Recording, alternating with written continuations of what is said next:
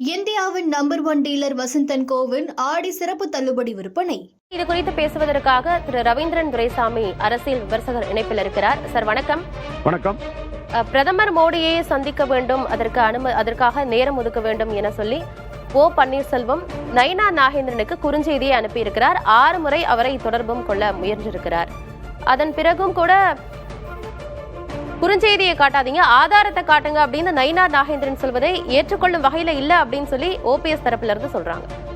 அதாவது இதை நாம லார்ஜர் பெர்ஸ்பெக்டிவ்ல பார்க்கணும். அதிமுக அரசியல் நடந்த காலகட்டத்துக்குள்ளே ஓபிஎஸ் அவர்களுக்கும் நயினார் நாகேந்திரன் அவர்களுக்கும் ஒரு ரைவலரி, ஒரு பனிப்போர் உள்ளுக்குள்ள இருந்துகிட்டு தான் இருந்தது. அதுல 2 பேருமே ஒரு குறிப்பிட்ட சமூகத்தை சேர்ந்தவர். முக்குலத்தோர்ல 2 பேருமே மறவர் என்ற சமூக பிரிவை சேர்ந்தவர்கள்.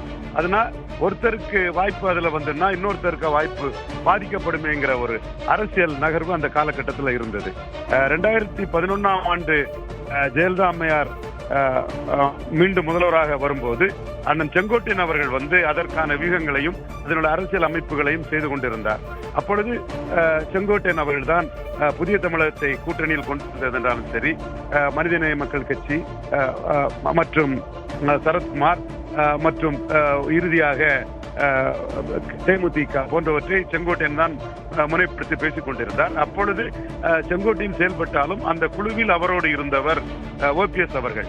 அந்த காலகட்டத்தில் நயினார் நாகேந்திரன் தான் புறக்கணிக்கப்பட்டதாக உணர்கிறார். இந்த முட்டல் மோதல், அந்த ஈகோ வார் அல்லது கோல்டு வார் என்று சொல்லக்கூடிய ஒரு தன்மை 2 பேருக்கும் இடையிலே அதிமுக இருந்த காலகட்டத்திலே இருந்து வந்தது. அதற்கு பிறகு சசிகலா அம்மையாருக்கு எதிராக எங்கள் தரப்பினர் மோடி சசிகலா அம்மையாரை ஏற்றுக்கொள்ள மாட்டார் என்றெல்லாம் நாங்கள் கூறி வந்த காலகட்டத்தில் சசிகலா அம்மையாருக்கு எதிராக ஓபிஎஸ் அவர்கள் ஒரு தர்ம யுத்தம் நடத்திய போது நயினார் நாகேந்திரன் அவர்கள் தன் ஜாதி பெயரை கூறி அது ஓபிஎஸ் அவர்கள் மீது ஒரு கடும் தாக்குதலை நடத்தியது நாம் அறிவோம். ஆக 2 பேருக்கும் இடையில் அந்த ஒரு பனிப்போர் இருந்து வந்துகிறது. அதனுடைய ஒரு விளைவாகத்தான் இது நடப்பதாக நான் பார்த்து கொண்டிருக்கிறேன். இதில் அண்ணாமலை அவர்கள் எடப்பாடி பழனிசாமிக்கு எதிராக ஒரு கூட்டணியை கட்டமைத்தார். மீண்டும் எடப்பாடி பழனிசாமி பாஜகவிற்கு 2 ரெட்டலைக்கு ஒரு தாமரை என்ற விகிதத்தில் இடம் தராவிட்டால் மீண்டும் ஒரு கூட்டணியை அமைத்து காட்டுவேன் என்று அண்ணாமலை அவர்கள் பிரதமர் மோடி அவர்களிடமே உறுதி கொடுத்திருப்பதாக நமக்கு நம்பகத்தகுந்த வட்டாரங்கள் இருந்த தகவல் தெரிகிறது. அந்த வகையில் இன்று எடப்பாடி கூட்டணி முக்கியம், எடப்பாடி முக்கியம் என்று செயல்படக்கூடியவர் ஓபிஎஸ் அவர்கள்.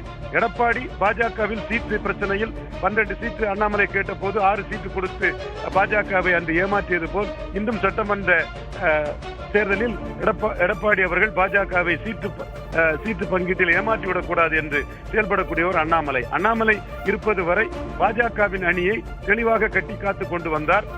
அவர் கட்டி காத்து கொண்டு வந்தவர் இன்னொரு 4வது இடத்தில் வந்த கட்சியை முன்னிறுத்தி எடப்பாடிக்கு ஒரு பவர் பொலிட்டிக்ஸில் எடப்பாடிக்கு ஒரு சிக்கலை ஏற்படுத்த வேண்டும் என்று அண்ணாமலை திட்டமிட்டு செயல்பட்டு வந்தார். ஆனால் இப்பொழுது நயினார் நாகேந்திரனின் நடவடிக்கைகள் டெல்லி தலைமையின் அறிவுரைப்படியோ அல்லது அவருடைய எண்ணப்படியோ எடப்பாடியை பலப்படுத்த வேண்டும் என்ற அடிப்படையில் சென்று கொண்டிருக்கிறது.